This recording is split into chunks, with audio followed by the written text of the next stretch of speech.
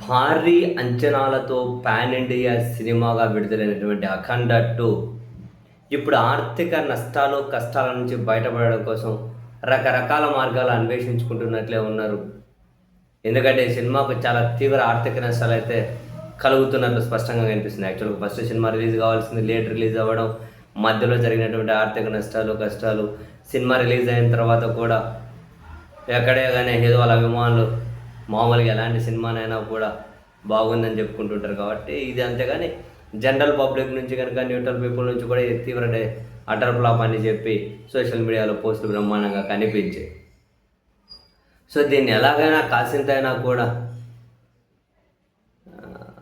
కష్టాల నుంచి గట్టెక్కించుకోవాలి, ఆర్థిక కష్టాల నుంచి నష్టాలు తగ్గించుకోవాలని చెప్పి ప్రయత్నాలు చేస్తూ ఉన్నారు. ఇందులో భాగంగా విజయోత్సవాలు అని ఈ సినిమా మీద విజయోత్సవం అని చెప్పి బ్రహ్మాండంగా ఈవెన్ బాలకృష్ణ గారు సినిమా పెద్దలు హాజరవుతూ ఉన్నారు.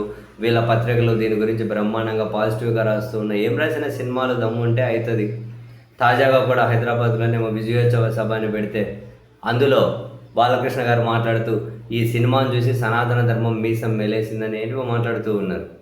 మన వేదాల్లో నుంచి కంప్యూటర్లు కనిపెట్టారు, మన వేదాల్లో నుంచి ఆట బొమ్మలు కనిపెట్టారు.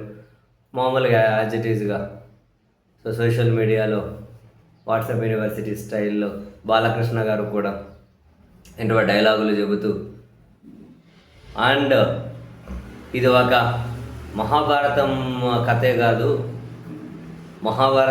కాదు బైబిలు ఖురాన్ కథలు కూడా ఇది అని చెప్పి ఇంకేదో బాలకృష్ణ గారికి అలవాటైన స్టైల్లో స్లాంగ్లో మాట్లాడుకుంటూ పోయారు. ఇక నెక్స్ట్ ఇప్పుడు బోయపాటి శ్రీను దర్శకుడు గారు ఒక స్టేట్మెంట్ ఇచ్చారు. త్వరలో 'అఖండ 2' ప్రధాని నరేంద్ర మోదీ గారి కోసం ఒక స్పెషల్ షో ఏర్పాటు చేయబోతున్నాము అని. సో ప్రధాని గారు ఒక స్పెషల్ షో చూసి ఆయన ఒక ట్వీట్ చేస్తే ఇది ఒక పాన్ ఇండియా సినిమాగా వీళ్ళు విడుదల చేసుకున్నారు కాబట్టి కనీసం కాసింతైనా హైప్ వస్తుందేమో, కొన్ని టికెట్లైనా తెగుతాయేమో, కాసినైనా ఆర్థిక నష్టాల నుంచి బయటపడతామేమో అని సినిమా యూనిట్ అయితే ఆశలు పెట్టుకున్నట్లే ఉంది మొత్తానికి. ఇవేవి వర్కౌట్ కాకపోతే వీళ్ళు తీసుకున్న రెమ్యునేషన్లు అంతో ఏదో తిరిగి ఇవ్వడమో ఏదో ఒకటి ఇబ్బంది అయితే ఉంటుందిలేండి. ఎందుకంటే ఈ సినిమా ఎక్కడ అసలు సాటర్డే సండే కూడా కనీసం ఆక్యుపెన్సీ కూడా లేదు.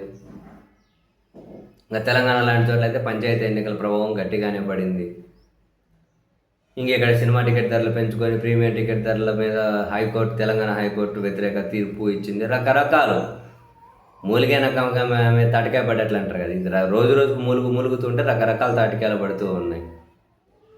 ఇప్పుడు ఇంకా ప్రధాని గారికి స్పెషల్ షో ఏర్పాటు చేసి దానికి ప్రముఖులందరూ హాజరై వాళ్ళు ట్వీట్లు చేసి ఒక ప్రమోషన్ కోసం అయితే ఖచ్చితంగా ఉపయోగపడుతుంది అని సినిమా యూనిట్ భావిస్తూ ఉండొచ్చు.